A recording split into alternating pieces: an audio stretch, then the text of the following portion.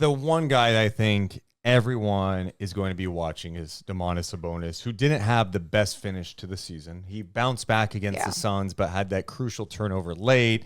We know how that ended. Ugh. I said I wasn't going to talk a lot about the game today, but something with Sabonis today that jumped out to me. Me too. Okay. I'm sure it's the same thing. And for those who watched it, I'm sure it may have jumped out to you.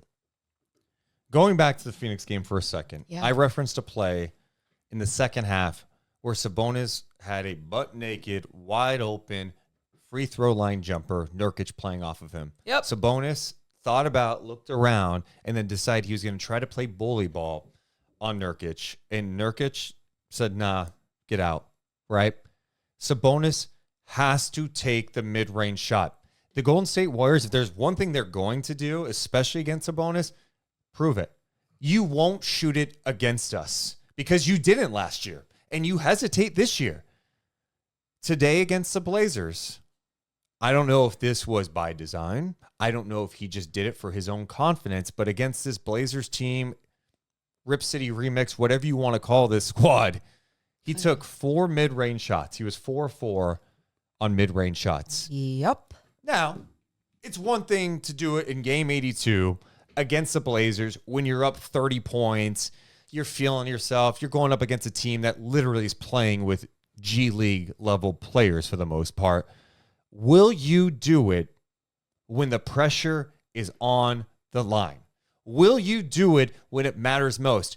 In San Francisco, when the Kings almost beat him without Fox, he took a mid-range shot, made it to give the Kings the lead. Yep.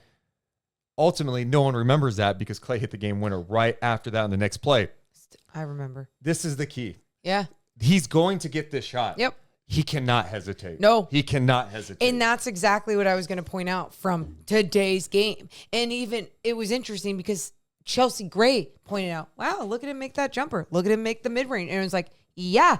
And then we started talking about how these are the things I hope you're practicing in today's game to be like, this is what I want to accomplish on Tuesday against whoever it's going to be, because whoever it's going to be is going to be a better team and they're going to pack the paint. And it ends up, it's going to be the Golden State Warriors who really effed you last year in the postseason, being like, shoot that shit, I dare you. And then you missed everything. You got to just find a way to find that confidence. Even if you miss the first 3, keep taking it. If it's open, you got to make sure that you are still finding a way to show like, I'm not afraid. I don't have fear of shooting this mid-range shot. And even if you have a little bit of fear, take one dribble in and shoot it. Take a little like one dribble in, post up for a second, off one foot, little floater. I mean, we've seen that little step back, fade away floater from Domas. Him and Doug Christie have been working so hard on it, not only in the offseason, we've seen him work on it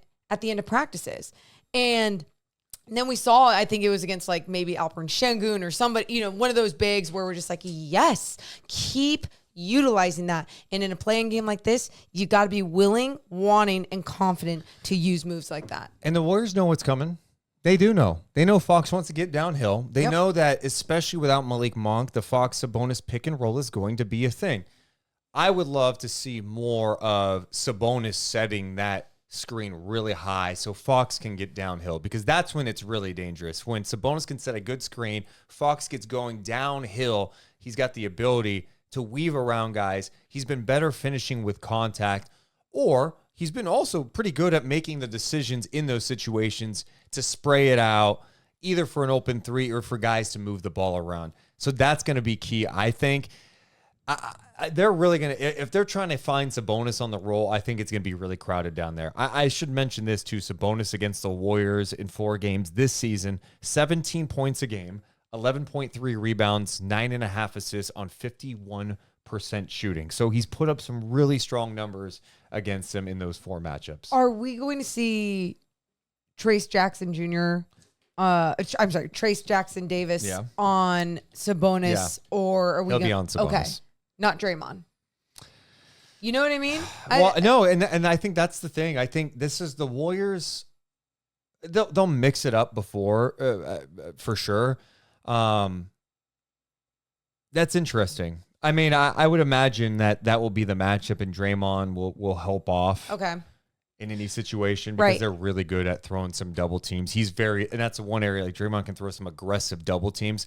But you're going to see some matchups where they do maybe go smaller with Draymond at the 5, and he's comfortable with that too. Well, I was going to say he's definitely comfortable with that. Yeah. And that's why when I look at someone like Jackson Davis, we didn't see him in those matchups against He played Sabonis. 2 games. He played two games. He wasn't playing like a ton. That's what I'm Yeah. saying. So another interesting angle there because And he's a talented rookie. He really rebounds is. well. He's really long.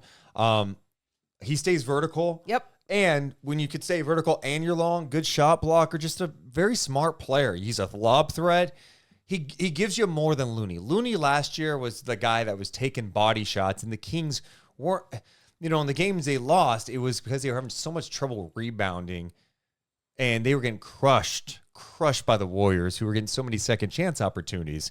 And, Looney's boxing the hell out of, or Green's coming over to box out Sabonis. Looney's getting rebounds. They were just beyond physical with him. Yeah. So again, even those matchups, it's going to feel very new, I think, for both teams in that sense, which is a good thing for the Sacramento Kings. If you want to give them one good thing about the rosters looking different at this time of year.